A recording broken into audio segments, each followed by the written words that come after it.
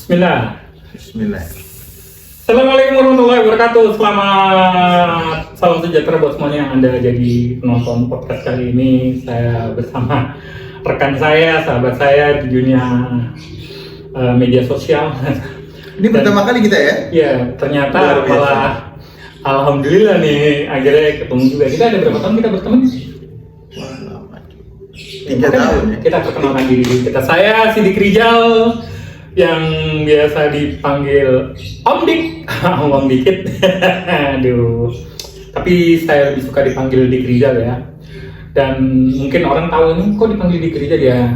Emang kalau Om Dik kenapa? Om Dik tuh kesannya kayak mempermainkan saya itu nggak dikenal. Om Dik, ngomong dikit gitu.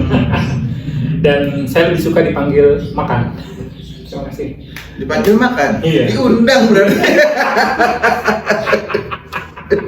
Gak bener nih. Ya, gimana? Perkenalan diri dulu. Oke, nama saya Helmi Felis. Benar, saya sudah cukup lama bersahabat dengan Bang Dik Rijal. Beliau ini dengan nama Dik Rijal membuat saya bertanya sebenarnya di awal-awal.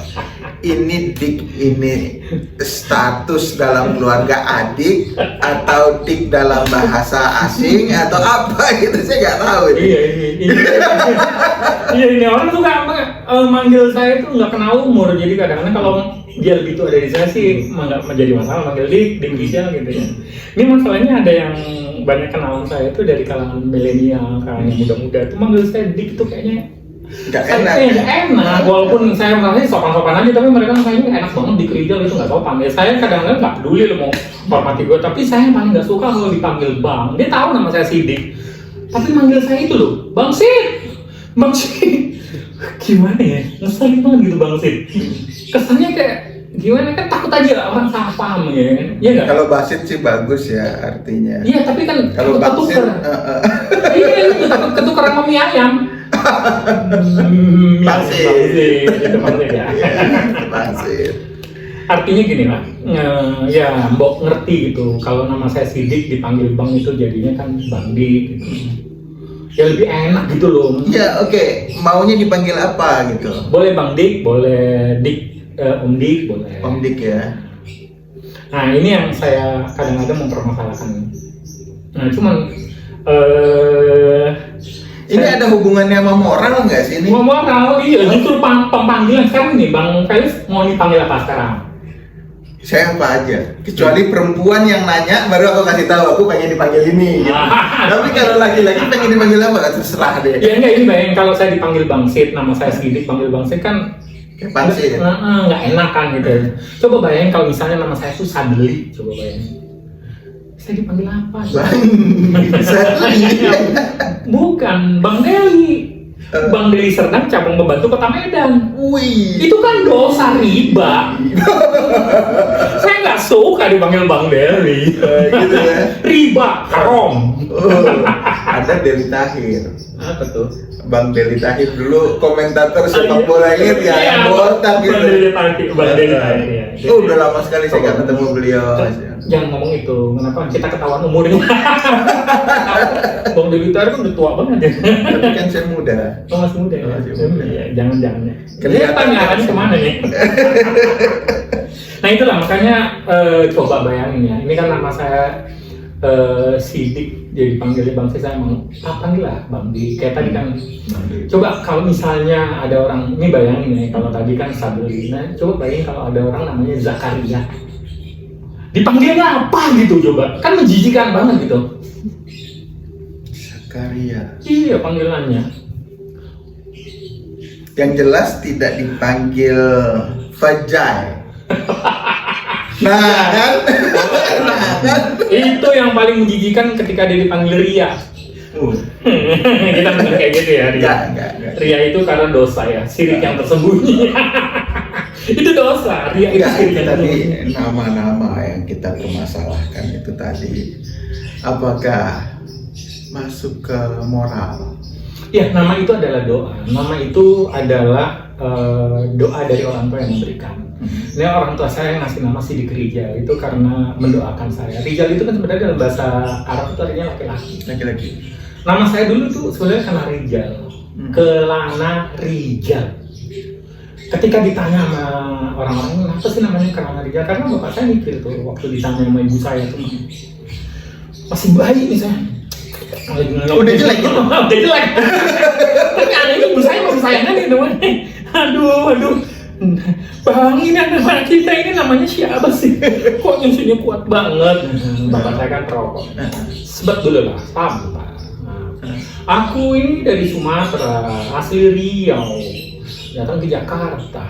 Wah, Riau Jakarta. Rijal lah. Panggilannya ya Rijal lah katanya gitu.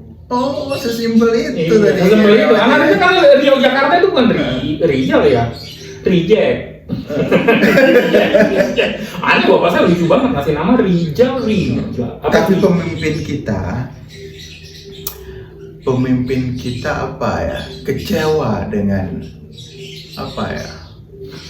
Ini ada bridgingnya dulu dong Mas Feli. Bridging, ada jembatannya dulu. Ini saya sedang berkaitan dengan moral kan. Nah, itu nama bapak saya itu kan ngasih nama untuk mendoakan saya. Iya. Kata bapak saya berdoa aja. Iya. Yang ngasih nama Sidik itu bukan bapak saya. Oh gitu. Justru karena nama Rijal itu kan Rijal. Nah itu mbak saya dengernya lain. Apaan itu kan setan akhir zaman itu. Makhluk paling terkutuk dan kita berdoa berlindung supaya kita dijauhin dari itu. Itu Dajjal, Mbak Dajjal. Mbak saya nggak ngerti karena dia pikir oh enggak bapak kamu Kalimantan karena bapak saya tahu kalau ngomong apa mbak saya itu kan orang Jawa. Jadi ketika dengar logat bapak saya yang Melayu itu kayak orang Kalimantan. Jadi dalamnya kalau nama kamu disingkatan bapak Kalimantan, bapak kamu Dayak dong, Dayak ke Jakarta. Dajjal dong. Oh Dayak juga. Bapak Kalimantan Barat gitu, logatnya macam mana, ada paling kayak orang Malaysia. Kayak Malaysia, iya. Itu kan orang Dayak Jakarta, artinya namanya kan Dajjal lah. Nenek saya Banjar. Nah Kalimantan. Dayak juga. Mau main Pak Bakumpai, aduh. I don't know apa itu. Yang dipanggilnya Ai gitu ya. Bu Ai, Ma Ai, Pak Ai, Tante Ai, Om Ai.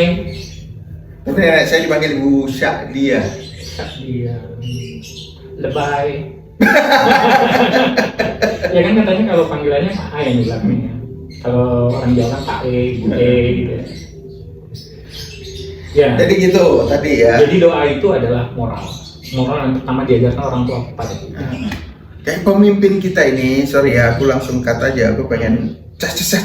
Ini nggak apa-apa. Biasa orangnya begitu. Pemimpin kita kecewa dengan turunnya moral masyarakat Indonesia.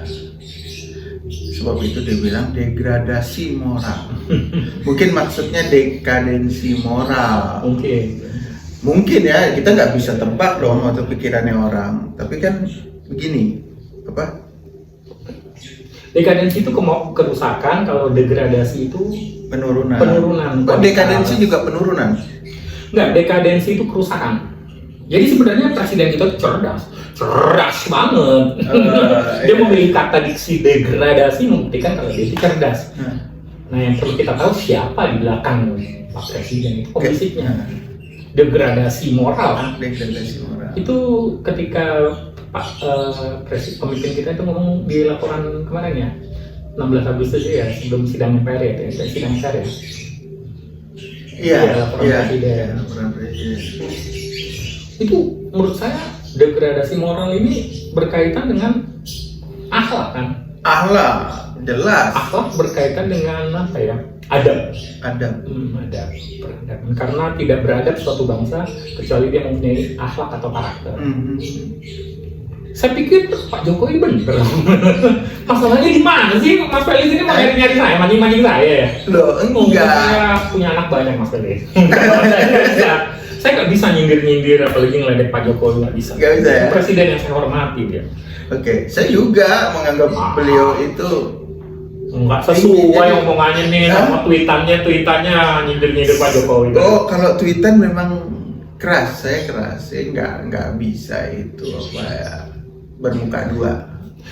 Oke, ya. Kalau bahasa stand up, sorry, ini Bung Dik Rizal ini dia profesional stand up. Jadi dia banyak tahu soal itu. Jadi kalau dalam stand up itu apa? Sarkas Iya, akhirnya. sarkas. Jadi memang ada beberapa tahapan. Yang saya tahu itu ada sarkasme, kemudian ada sinisme, kemudian ada satir. Memang yang paling tinggi, paling sopan itu satir. Jadi satir itu seakan-akan memuji padahal menghina. Kalau sarkas itu kalau sarkas itu Iya, dia iya, beneran apa yang ada dalam pikirannya dia tuangkan. Yang mau dia mau menghina dia menghina. Jadi begitu. Tapi berarti tweetannya Mas Felix ini sarkas semua ya? Kejujuran. Jujur. Sebuah kejujuran. Iya. Ya kan? Oh, betul. Saya boleh minum ya tentang kejujuran ini. Saya mau jujur soalnya. Jadi orang kalau jujur itu sarkas ya. Iya. Jadi kalau misalnya ada yang ngomong maaf ya, bujangan tolil nih. Bujangan tolil. Iya. Itu sarkas ya. Iya. Sebenarnya itu makian lah, bukan hinaan. Menurut saya sarkas. Jangan kalau itu nama aslinya Bang Sadli. Iya kan? Ke situ kan Bang Sadli tolong. Siapa yang namanya Bang Sadli tadi? Bang Sadli, iya itu. Bang Sadli itu tolol. Bang Sadli.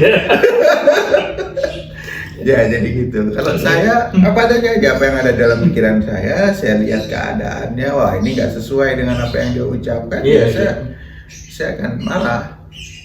Sama seperti orang teriak-teriak, saya Pancasila itu saking marahnya saya bukan hanya tanya di mana Pancasila, tapi itu sempat viral, rame, saya diancam banyak orang. Diancam dibunuh, diancam di ini, diancam itu, ya tuh ngeri, dia mulai ngeri nih. Ini stand up. Saya orang stand up tuh maunya satir, pelan-pelan, muji, padahal enggak. Saya soalnya udah pernah ngalamin pahit. Ini kan masalah moral yang kita bahas. Kemarin kalau dibilang pada rapat MPR kemarin itu sidang paripurna ya, laporan pertanggungjawaban Pak Presiden kita.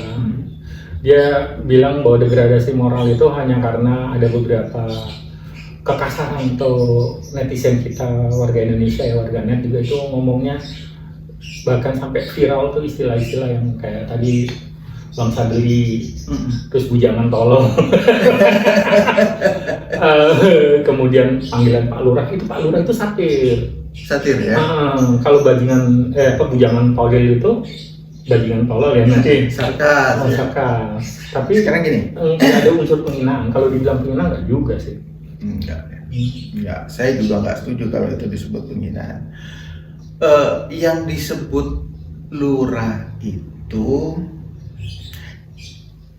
kedudukan orang atau kemampuannya. Ngomongnya kadang-kadang ngarahin gue supaya ini kayak gimana ya? Nggak enak gitu. Iya. Sebenarnya satir itu begitu ya. Mungkin jabatan beliau kan udah go internasional gitu. Lurah ya kalau mau dipelesetin jadi lurah karena kapasitasnya itu namanya nggak fair. Walaupun benar. Kenapa jadi gue terus yang salah kayaknya? Ya enggak, masalahnya gue harus hati-hati nih, gue punya anak masih kecil soalnya. Ya gue udah sering banget, gue pernah ya, enak banget ya. Pokoknya intinya gue dibenci sama orang gara-gara gue terlalu sarkas. Gue coba untuk lebih lembut. Nah, buktinya apa? Kalau dibilang degradasi moral itu ya memang ini terlepas dari yang ngomong siapa ya. Degradasi moral itu penurunan kualitas moral ya. Sementara kita punya nabi ya, dia kan untuk memperbaiki moral atau akhlak ya. Mungkin moral itu yang sederajat ya, tapi nggak sama, itu bisa karakter atau akhlak kalau bahasa yang lebih religius gitu ya. Kalau dekadensi moral berarti dekadensi kerusakan akhlak. Berarti udah dua kata yang menurut saya itu pembodohan. Degradasi moral. Apa istilahnya itu kalau dalam bahasa itu dua kata yang bertolak belakang itu. Lu tadi bikin puisi apa sih ini? Ini bukan ini untuk perempuan ya? Ya bukan, ini ini benang merah supaya kita nggak lari kemana-mana. Degradasi moral itu dua kata yang menurut saya bertolak belakang. Kalau istilahnya itu oksimoron. Sekarang aku mau tanya nih, Iya. apakah berdusta itu bermoral? Nah ini oksimoron kan? Oksimoron, ngerti nggak oksimoron? Iya. Suatu kata yang menurut saya saling bertolak belakang tapi makanya nggak ada istilah degradasi moral. Moral itu artinya orang bermoral dan tidak bermoral. Udah itu aja dua, hitam dan putih. Degradasi moral itu kata-kata dari orang yang hipokrit. Kan nggak ada penurunan karakter kan, bermoral atau tidak bermoral itu aja. Ya, kalau saya hitam putih ya mandangnya. Dia katanya mau satir ya, tapi kata hipokrit itu keluar. Iya, tapi ya, menurut saya itu hipokrit kalau orang yang ngomong kayak gitu ya. Ya, tanpa mengurangi rasa hormat, sebenarnya hipokrit dalam pengertian begini. Beliau itu kalau dibilang berbohong, coba berbohong di mana? Coba sebutin satu kasus saja dia berbohong. Dah. Justru itu yang gue mau tanya. Ya, pokoknya kalau dia bilang degradasi moral, artinya kalau yang bersangkutan siapapun dia, nggak peduli itu presiden atau Rocky Gerung ataupun pejabat negara atau kita sebagai netizen, kalau dia ngomong degradasi moral, maka dirinya pun harus moralnya harus teruji. Makanya saya bilang tadi bagus banget. Bermoral dan tidak bermoral, itu aja menurut saya taktik kalau saya. Nggak ada istilah degradasi, sidik nggak bermoral, nggak, gue nggak. Degradasi moral turun nih. Hipokrit dong berarti saya. Kan kalau tadi bilang berbohong itu, apakah berbohong itu bermoral? nah sekarang saya tanya, apa buktinya Pak Lurah tidak bermoral atau apa buktinya Pak Lurah berbohong? Coba sebutin. Ini berat. Aduh, ini yang lebih berat. coba Pak Lurah itu berbohong kapan? Saya bukan belain ya. Iya. Tapi kapan Pak Lurah itu berbohong? Coba. Aku mau tanya nih, Om Dik, apakah pernah dengar soal traktor yang dijanjikan kepada petani? Oh iya dulu pernah Iya kan? Jadi ya panen Gimana hasilnya? Traktornya, iya, meningkatkan apa? Jumlah ya, Jumlah. kualitas, kemudian Lebih dalam cepat proses juga. Ya. Saya tahu itu, ya. Apa? Emang dia menjadikan apa? Dia traktor. Buat petani ya? Apa dia ngomong waktu itu kalau nggak salah? Ayo. Aduh, udah lupa, udah Untuk lama. mempercepat proses produksi kalau gitu ya. Iya. Panen itu lebih cepat daripada ngarit kan gitu. Kan Prosesnya- bener, dia ngomong nggak bohong kan? Bertani lebih cepat. Dengan traktor. Kan Iya. bener kan lebih cepat kan? Heeh. Dia janji sama petani kalau panen dengan traktor itu lebih cepat. Bener kan? Ya, traktornya mana? Dia kan janjikan traktornya. Tapi bener nggak? Apa yang terjadi? Tidak ada traktornya yang Enggak dijanjikan datang kan? Heeh. Tapi habis itu ditarik kan bener lebih cepat ditarik sama pemilik traktornya. Nggak bohong dia. Kan dia bilang apa Dia nggak pernah bohong ya. Oke. Bener. Kan lebih cepat. Inilah orang yang paling senang memuji Pak Jokowi. Ya, Pak Jokowi ini bisa dijadikan komisaris apa kayak ini? Pak Jokowi. Tolong, Pak. BUMN Pak. Direksi aja lah Pak. Apa? Berkhianat? Enggak, berbohong, tidak menepati janji. Tidak menepati janji. Waktu Pak Jokowi bilang datang ke petani di lain tempat nih ya. Nah, udah lain tempat nih. Banyak dia kan berkunjung ke sawah-sawah, di foto-foto bareng waktu pas panen. Dengan gaya bohongnya sama. Enggak, beliau nggak pernah berbohong. Dia nggak pernah. Mas Felis ini jangan suka menjustifikasi pembohong jadi maksud saya gini, jangan mengarahkan ya pembicaraan ke situ ya. Pak Jokowi nggak pernah berbohong. Luar biasa. Kalau dibilang tidak menepati janji, kan waktu itu dia janji mau Dia mau dapet apa sih? Enggak, Dia pernah khusus janji. kesini datang pengen ngomongin itu. Dia mau dapet apa gitu loh pertanyaan. Saya takut aja. Waktu Pak Takut Jokowi doang? Oke. dia pernah janji tidak menepati janji bahwa ingin meningkatkan kesejahteraan rakyat. Waktu datang ke panen raya ya, sepotong padi, pas panen beras. Begitu dia berkunjung, nggak berapa lama apa? Dia impor beras, bener kan dia udah menepati janji, mensejahterakan petani kan? Petani mana? Petani Vietnam, Thailand, Cina, tepat dia. Lah harusnya mensejahterakan petani Indonesia dong. Itu kan bukan urusan kita, urusan dia lah. Definisi mensejahterakan sudah dia penuhi. Gimana? Yang penting sudah mensejahterakan. Iya, artinya gitu lah. Aduh, Pak Dewi, gimana ya Pak? Gue kayak ngomong sama cebong, jadi susah masuknya. Berkhianat, coba berkhianat. Berkhianat itu puncak dari kemunafikan. Hipokrisnya dia. Itu bermoral kan? Tidak bermoral ya? Tidak bermoral. Degradasi moral. Berkhianat itu sebenarnya gimana ya? Berkhianat itu bagus loh. Bagus. Buktinya Baru apa? kali ini aku dengar berkhianat itu. Iya, orang berkhianat itu sama dengan orang menuntut ilmu. Soalnya ada pepatah Arab tuh yang mengatakan sama dengan orang penuntut ilmu, tuntutlah ilmu Sampai ke negeri. Enggak itu, pokoknya orang yang berkhianat itu kan kayak menjual negara gitu kan ya. Nah itu, tuntutlah ilmu sampai negeri Cina. Iya kan, ilmu bukan jualah negeri sampai ke negeri Cina.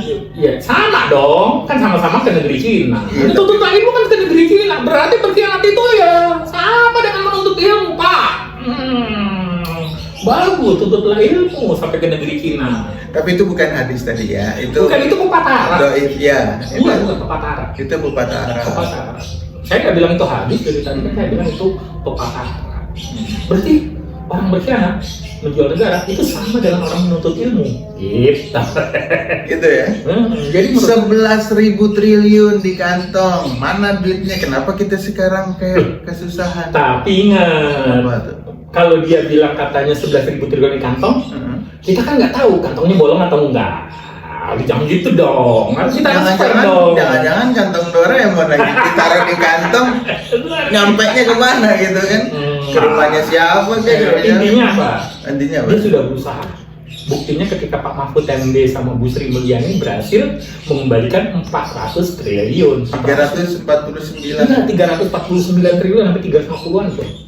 Kan udah dikembalikan sama Pak Mahfud. Enggak, belum dikembalikan. Yang lagi Nguap. Nguap. Beritanya nguap begitu aja. Ditutup sama apa? Itu aja menguap loh. Cabe apa itu? Berarti itu 349 triliun bikin orang ngantuk. Kan Gue ngantuk sekarang ini. menguap. Astagfirullahaladzim, aduh ya Allah, ya Rabbi, dosa nggak kita ngomongin ini ya Tuhan. Enggak lah, kita kan bicarakan orang supaya orang itu berubah menjadi lebih baik. Jangan-jangan apa ya, ini bentuknya sindiran atau kritikan itu justru membuat dia sadar, oh rakyat udah tahu loh soal ini. Biar dia selamat. Kalau dia pun mundur ya kan, dia udah siap-siap nih. Siap-siap untuk, oh ini rakyat yang ini udah tahu, gua harus kabur ke sini gitu. Kita kasih bocoran ke dia, kan enak. Mantap bodoh lah. Makan dulu ya, maaf nih. Saya kalau ngomongin hal-hal yang menyindir apa yang nyerempet-nyerempet jadi lapar, gula saya turun mendadak. Lupinya enak dari istrinya Mas Felix. Walaupun Mas Felix kalau di media sosial ngakunya bujangan. Bujangan tolol. Ini udah 3. Ini dia. Udah berapa? Umurnya 50-an lah, udah malu. Enggak, maksudnya istri udah berapa? Udah lah, gimana saya malu dan nanti ketahuan sama Pak Jokowi nggak enak saya. Takut jadi kasih lagi. Enggak dia. Nah udah dibully gara-gara saya ngomongin tentang itu. Udah lah, jangan bahas masalah pribadi ya. Iya.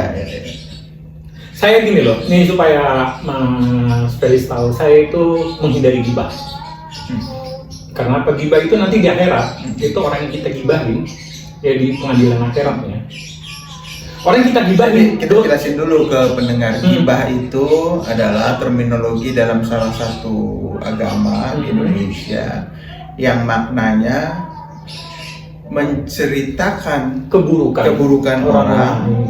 Tapi benar, jadi gibah itu bukan fitnah. Bukan, kalau fitnah itu bohong, hoax. Nah itu menceritakan keburukan orang lain itu yang tidak benar. Gibah itu batasnya di tengah-tengah abu-abu. Jadi bisa dapat dosa, bisa dapat pahala. Jadi dia mau gibah nih sekarang. Sekarang saya mau gibah. Nah, saya mau gibah itu yang paling aman gibahin orang tua saya. Ibu saya, bapak saya gibahin. Kenapa? Karena kalau nanti benar di akhirat itu orang yang kita gibah itu dosanya pindah ke kita, atau kalau kita berbuat baiknya ada nih, kalau seorang kayak saya ini punya pahalanya pindah ke orang itu. Gitu. Nah, saya jadi kalau disuruh gibahin yang gibahin. Lu pernah gibahin gua nggak?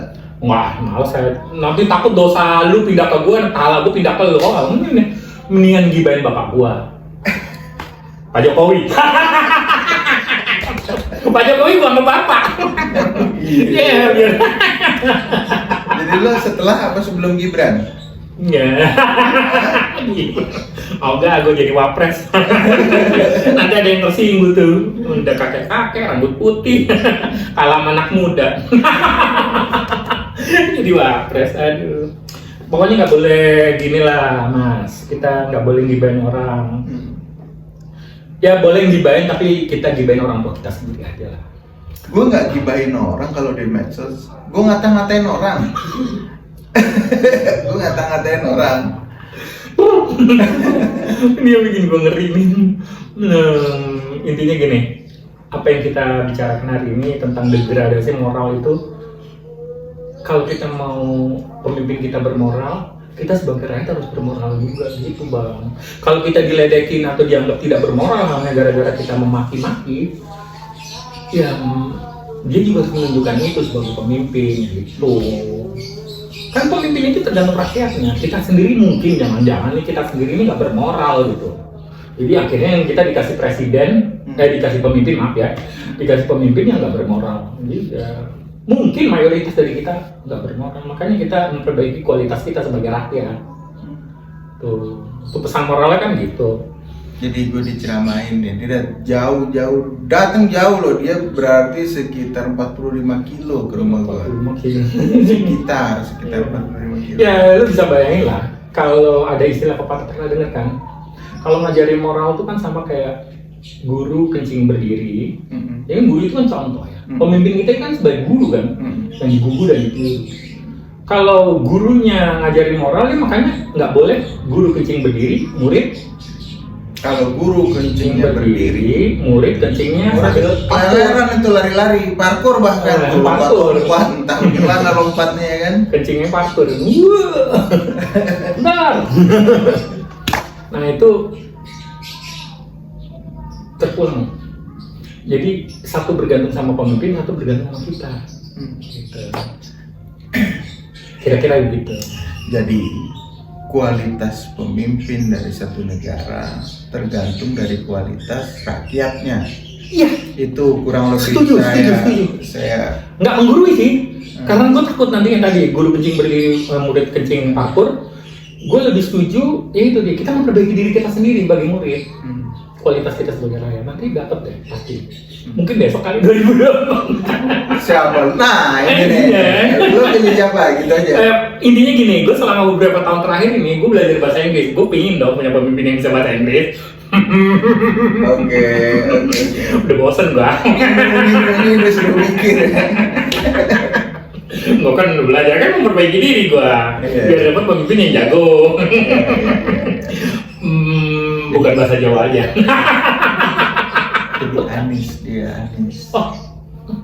So tahu gak? Dia bilang gitu, so tahu. Siapa? Memangnya siapa capres kita yang pandai berbahasa Inggris? Oke lah, Prabowo pandai karena dia sempat di luar ya. Lama, cukup lama. Presiden ini banyak yang bisa bahasa Inggris.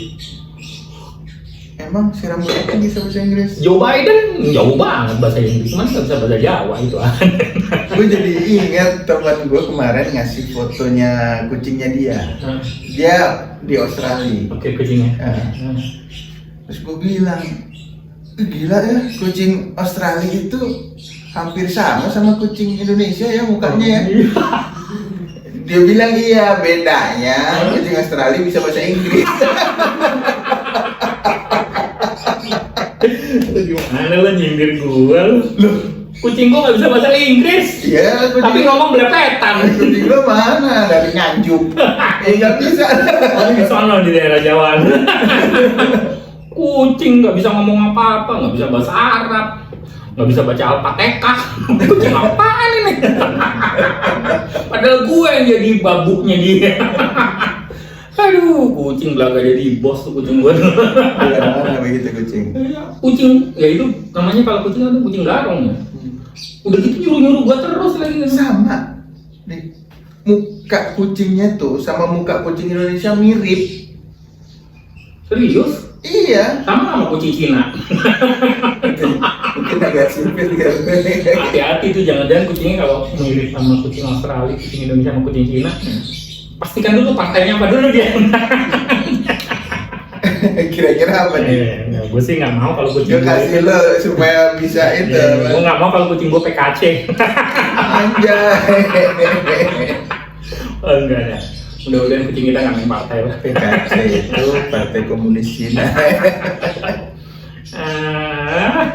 Dijelasin gue jadi nggak enak tuh, ketahuan deh. Ya Allah, mudah-mudahan aman ya. Insya Allah aman. Mudah-mudahan rumah lu nggak Tanggung jawabnya saya serahkan sepenuhnya ke Kok tanggung jawabnya karena dia yang edit Oh ya lah. dan Semuanya jadi gue, ya Allah ya Rabbi. dan semuanya itu ide dia. Wah, tinggal lu juga bareng-bareng lah, enggak lagi bareng-bareng. Good. Nanti gua nggak mau di penjara sendirian lah. Nggak di penjara dong. Enggak dong. Karena kita ngomongnya sebenarnya gua kan dari Pak Jokowi terus. Lo baik kok sama Pak Jokowi. Iya baik. Bahkan lo selalu berdoa untuk Pak Jokowi. Insya Allah. Apa doa lo apa? Ya mudah-mudahan husnul khotimah. Heh, Iya kan terakhir dengan baik. bentar dia. 2024 sebentar lagi. Iya, husnul khotimah itu dalam bahasa Indonesia itu semoga baik. Berakhir baik. Berakhir. Bukan doain untuk orang mati aja. Tapi memang akhir dari sebuah kehidupan adalah kematian. Ya mudah-mudahan beliau Dia husnul akan mati khotimah. juga orang. Ya setiap orang pasti merasakan mati. Ya cuma permasalahannya nih. Ini horor ini. Nih, mulai Kita horor. ke politik atau ke horor terserah. Terserah boleh di komen ya. Boleh, Di boleh. komen, Terserah di ya. komen. Tapi Mau bahas intinya apaan kita nih? Bener.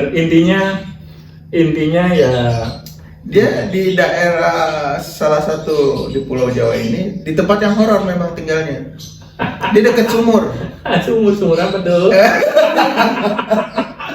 Lubang buaya lagi ya. Kebetulan memang saya sekolahnya di Solo pesantrennya. Iya. Makanya saya suka Solo. Bukan berarti saya mendukung Pak Jokowi karena suka Solo, bukan. Karena kebetulan anak saya pesantrennya di Solo. Oke. Saya Di Solo ada tempat horor nggak? Tugas lu cari itu. Minggu depan nanti kita bahas itu ya. Solo ya. Karena Solo tuh horor. 7 tahun terakhir ini saya ada di Solo. Pokoknya Solo tuh horor. Hati-hati. Betul. Nanti Presiden kita orang mana? Ya, iya tinggalnya di Solo. Kan Solo. Tapi juga yang dianggap teroris ada ustadz yang lumayan itu juga tinggalnya di Solo, dekat dengan ustadz saya juga. Ya itu Abu Bakar Basir, kan beliau tinggal di Solo. Tapi tanpa mengira hormat saya, justru saya belajar banyak dari dia. Tapi semua ya belajar banyak. Tapi ya ini ada kesalahpahaman. Nah, itu kesalahpahaman itu menurut saya karena prinsip dasar mazhab ya, sudut pandang. Saya kira dia nggak serem-serem banget deh, itu kita bagi buat omongan depan hari ini cukup aja gitu. Gue takut nanti nyebar yang lain kita jadi keluar dari benang merah ini. Iya benar. Iya, Pokoknya insya Allah minggu depan kita ceritakan di Solo ada satu tempat yang horor. Seperti apa itu? Ya kita lihat deh di minggu depan ya. Iya. Biar dia googling. Iya, gue harus main ke Solo juga. Iya, main deh ke Solo. Oke pemirsa, kali ini saya Sidik Rijal dan Mas. Saya Helmi Felis. Iya, pamit, mohon diri, jumpa lagi pada pembahasan kesempatan mendatang. Wassalam.